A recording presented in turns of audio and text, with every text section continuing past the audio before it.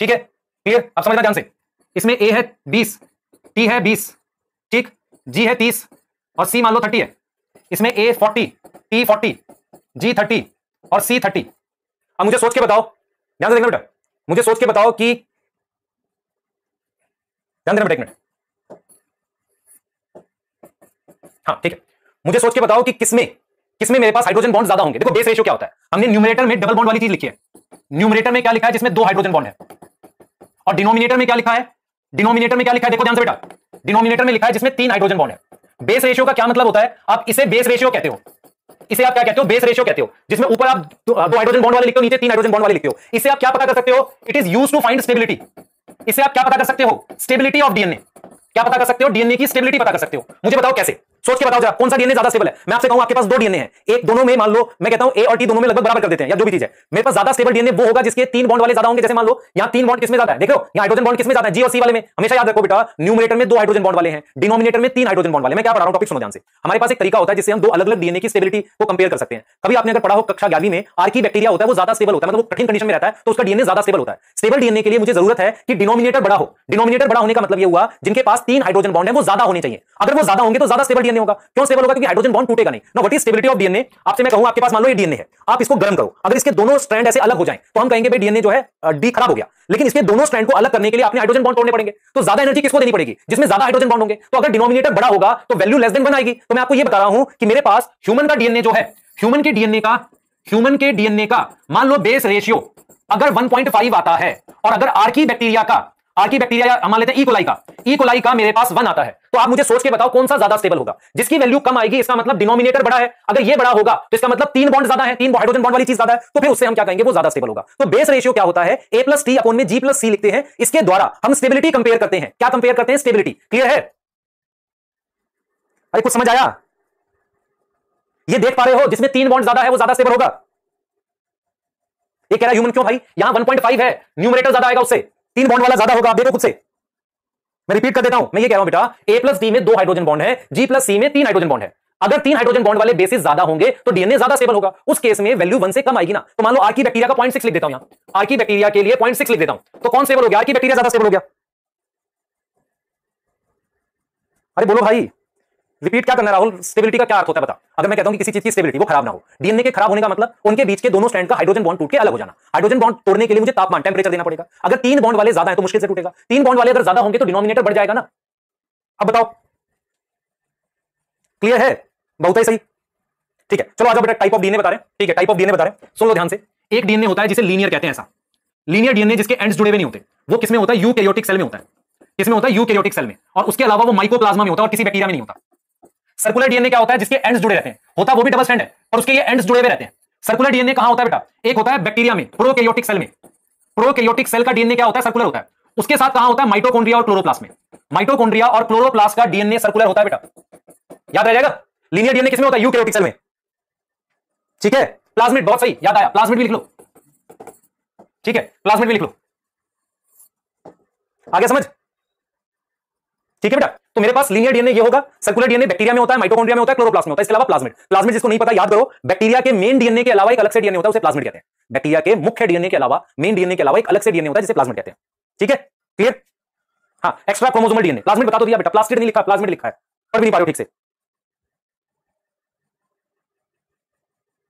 Extra chromosomal कहते हैं।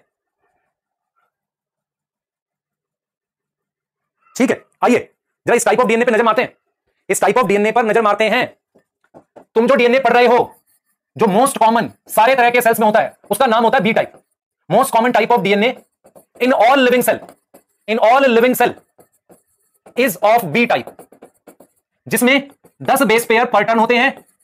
ठीक है, और उसका बेटा मेरे पास 0.34 नैनोमीटर का डिस्टेंस होता है 2 बेस पेयर में।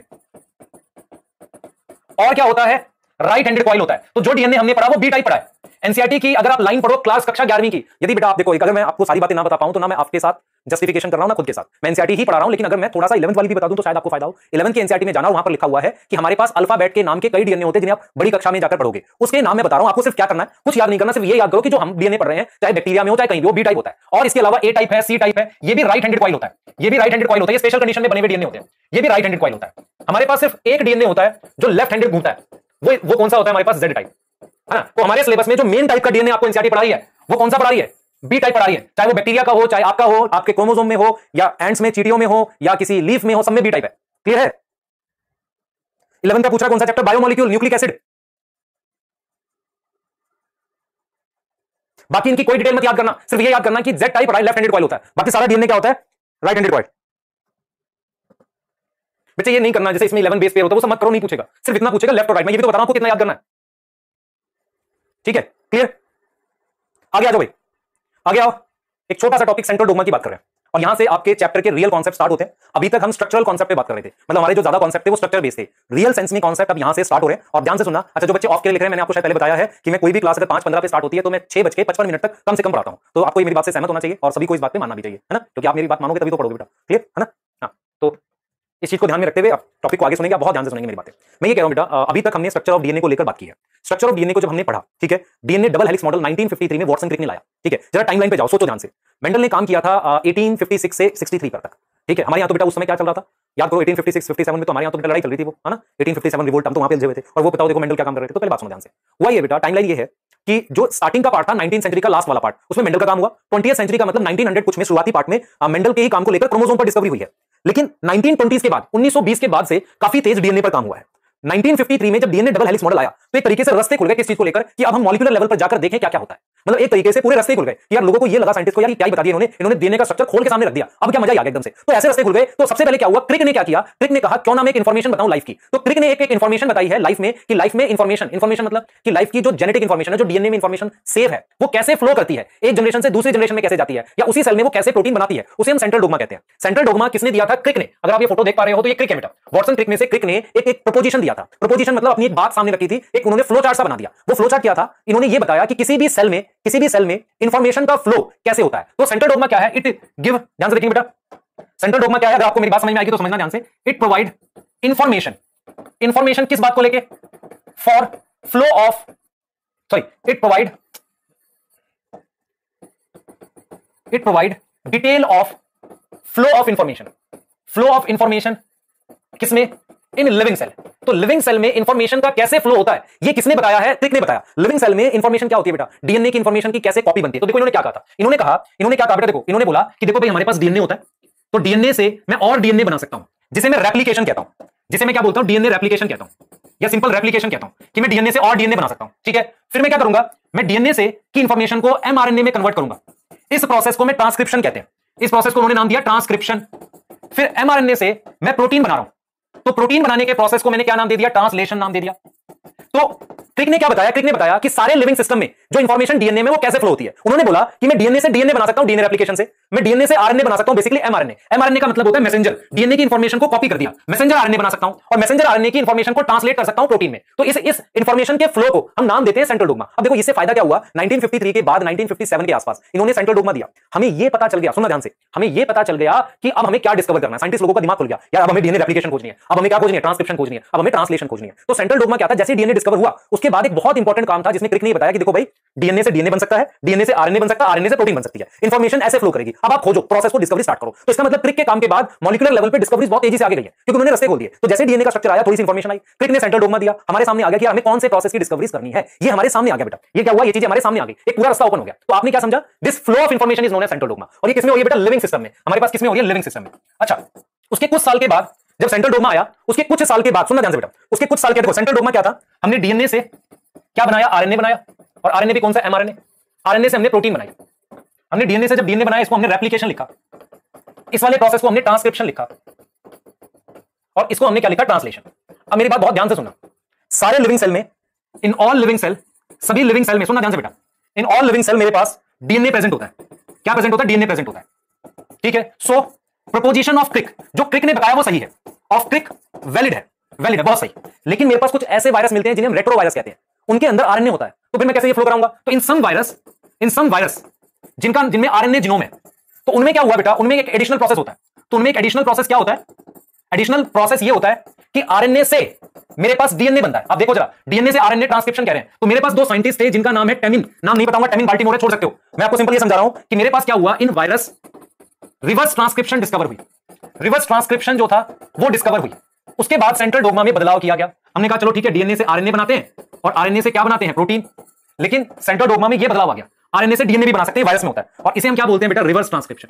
ये नया ऐड हो गया, और ये किसमें होता है, वायरस में। मेरी बात हमेशा याद रखो बेटा, आरएनए सिर्फ डीएनए से बनाया जा सकता है। यदि किसी वायरस में आरएनए है तो वो अपनी कॉपी नहीं बना सकता, क्योंकि आरएनए से आरएनए नहीं बनता, आरएनए सिर्फ डीएनए से बन सकता है। तो हमने क्या किया, उन वायरस में पहले आरएनए से डीएनए बनाया, फिर डीएनए से खूब सारे आरएनए बनाए। आप समझो इस चीज को। तो हम सिंपल ये कहना चाहेंगे कि वायरस में मेरे पास आरएनए है, इस आरएनए से जब वो किसी सेल को अटैक करते हैं, होस्ट सेल को अटैक करते हैं, तो इस आरएनए से वो डीएनए बनाते हैं। वो क्या बनाते हैं, डीएनए बनाते हैं, और फिर उस डीएनए से आरएनए बनाते हैं वायरस के लिए खूब सारे। इसे रिवर्स ट्रांसक्रिप्शन कहते हैं। तो क्रिक ने बोला बेटा सभी लिविंग सेल, पौधे का, प्लांट सेल, मान लो इंसेक्ट हो गया, क्रोकोडाइल हो गया, ह्यूमन हो गया, सभी तरह के सेल में फ्लो ऑफ इंफॉर्मेशन ऐसे ही होती है जो क्रिक ने बताई। डीएनए से आरएनए बनता है, आरएनए से प्रोटीन बनती है। उसके बाद पूरे रास्ते खुल गए। कुछ टाइम के बाद दो साइंटिस्ट थे, एमिन और बाल्टीमोर, उन्होंने क्या किया, उन्होंने कहा कि यार एक वायरस होते हैं जिन्हें हम रेट्रोवायरस कहते हैं। क्या नाम होता है उनका, रेट्रोवायरस। तो उन वायरस का नाम है रेट्रोवायरस। रेट्रो का मतलब होता है उल्टा, रेट्रो होता है रिवर्स। रेट्रोवायरस जिसके अंदर एक एंजाइम होता है जिसका नाम रिवर्स ट्रांसक्रिप्टेज है।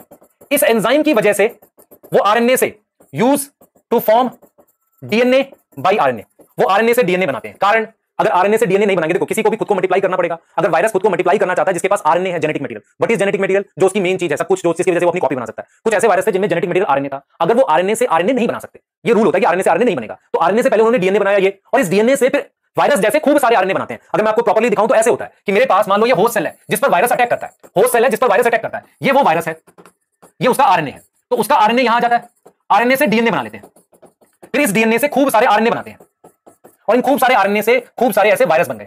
आप समझो ध्यान से ऐसे। तो इसका मतलब ये प्रोसेस को रिवर्स ट्रांसक्रिप्शन कह रहे हैं, और इसको कराने के लिए मुझे एंजाइम चाहिए, है ना। क्लियर होगी बात। और वो हो रहा है होस्ट सेल में, होस्ट सेल मतलब जिस पर वायरस ने अटैक किया। क्लियर है, जल्दी बताओ। ठीक है, क्लियर बेटा। क्रिक को कैसे पता चला, जो भी चीजें अवेलेबल थी उसके हिसाब से उसने प्रपोज किया। क्लियर है, क्रिक को कैसे पता चला, जो भी चीजें अवेलेबल थी उसके हिसाब से उसने क्या किया, प्रपोज किया। Clear. Corona virus RNA virus है बेटा, उसमें भी रिवर्स ट्रांसक्रिप्शन होती है। यहां तक समझ में आ रहा है, क्लियर है, ठीक है, क्लियर। चलिए आपकी क्लास है नेक्स्ट, उसके लिए आप रेडी होइए। ठीक है, यहां तक आपको अगर असाइनमेंट एक्स्ट्रा क्या होगा पैकेजिंग वाला, वो नहीं बनेगा तो डिस्कस करेंगे। कल आपको क्या काम करना आपको पता है, आपको पढ़ के रखना प्रिंसिपल ऑफ इनहेरिटेंस, उसका एक एक्स्ट्रा असाइनमेंट जाने वाला है, उसको करेंगे। इसके नोट्स बना लेंगे जो मैंने आपको भेजूंगा मैं, इसके नोट्स बना लेंगे, उसको याद कर लेंगे।